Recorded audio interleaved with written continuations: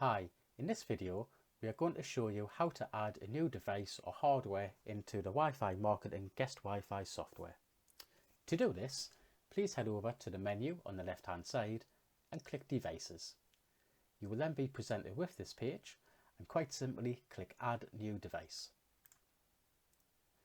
From there we select the venue in which the device is going to be installed at, and then we're going to give the device a name.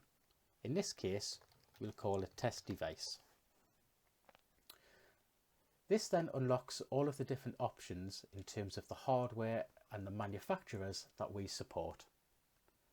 At Wi-Fi Marketing, we actually have a wide range of manufacturers. In fact, it's one of the widest ranges that's around the world in terms of guest Wi-Fi software providers. As you can see, we support all of the enterprise level solutions, including the likes of Ruckus, Extreme Networks, Cisco, Aruba with their IAP and Instant On hardware. We also support Mikrotik, Xeris, which is now part of Cambium Networks, Datto, Cisco Meraki, and the ever popular Ubiquiti or Unify access points. We also have the ability to allow for AAA radius hotspot support, and you'll also see OpenWRT. So OpenWRT is a big range of providers which have the ability to allow you to flash firmware onto their devices, and that includes the likes of Belkin, D-Link, Ingenious, Linksys, OpenMesh, which again is now Datto, and the likes of TP-Link. So let's say you have a TP-Link device that you wish to flash. So quite simply you click on TP-Link and you can do a quick search for the device. You will notice that there's a search button at the top there, so you can actually use this to filter down the particular model name. And then it's just a case of selecting the correct version number. So this is of vital importance, so please ensure that your version number matches what hardware you have. So please double check that. So in this case, as an example, we'll click on the C60 version 2. And from there, it's as simple as popping in the MAC address, which is on the rear or the box of the TP-Link Archer C60, and click and proceed. So again, because it is OpenWRT, we do require you to effectively flash the device. So we need you to install our firmware onto that particular hardware. So what we need you to do first is just double check that that MAC address is correct. You're happy with its name, and just basically read the statement, click the slider and download that particular bit of firmware. Now on the TP-Links, once you've downloaded the firmware, you just need to head into the admin interface, which you can typically get from heading over to 192.168.0.1 or .1.1 depending upon the hardware, and basically looking into the upgrade firmware button, which is normally on the left hand side, and effectively uploading the firmware that you've just downloaded by clicking this red box in there.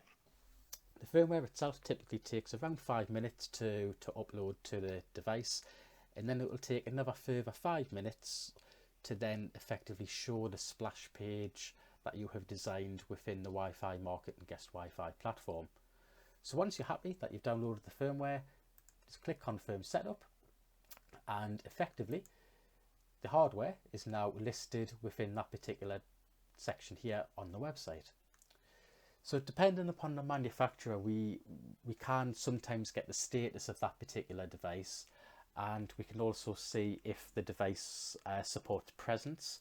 Now at the moment, the only 2 devices that we allow and that supports presence is our own little Wi-Fi access points, which is our little hotspots, and also Cisco Meraki devices. You can also click on Edit. So as an example, the edit button, this just allows you to make some changes to the device where possible. So every manufacturer or every device may be slightly different, but this just gives you a rough idea in terms of how it looks and feels. So what we can do is we can edit, so we can change the location, we can change the device name if needs be. We also have session time ability as well, so we can edit the location session options. And what this allows you to do is basically give a maximum session time that your guests or customers or visitors can use. So you can do that by minute or by hour and just clicking and dragging. We also are able to put bandwidth controls on the device as well. So, you know, if you want to download and give like a maximum download limit, we can do that. You know, so this is great to stop people streaming 4K movies or using PlayStations or Xboxes on the network. And we can also do the likes of upload bandwidth as well, which is quite nice. And of course, we can also do a bandwidth cap. So once somebody reaches a certain amount of data, so just a little bit like a mobile phone, we'll effectively stop them from using the Wi-Fi.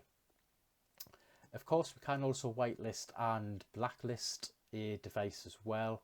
You know, you can also do this on your physical hardware if needs be as well. So if you have got that enterprise level solution, which is, you know, cloud controlled or controller based, we can you know, obviously allow you to do that within your particular interface itself. That's certainly not a problem. But just heading back into devices, if you don't have an open WRT device, it's pretty much the same process. We just need to give it a device name. And as an example, if I just click on Cisco Meraki, and then what we can basically do is, depending upon the hardware, we can effectively get an API key using the Cisco Meraki to basically pull sort of your configuration across.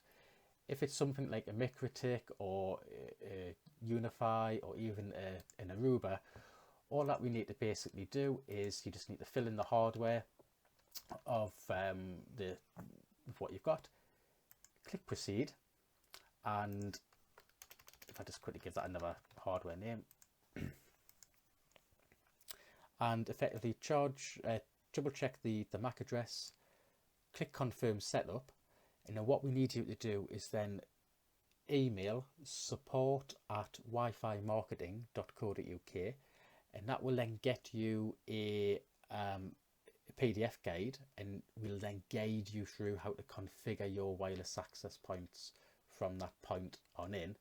And again, once you've configured it, you can then see that device within that particular part of the portal, and then from there you can then manage that either via the portal or via your cloud or controller.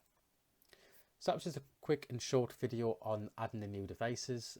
Again, this is more technical, so you may need to speak to your IT company, or of course you can copy us into an email. So once more, the email is support@wifimarketing.co.uk.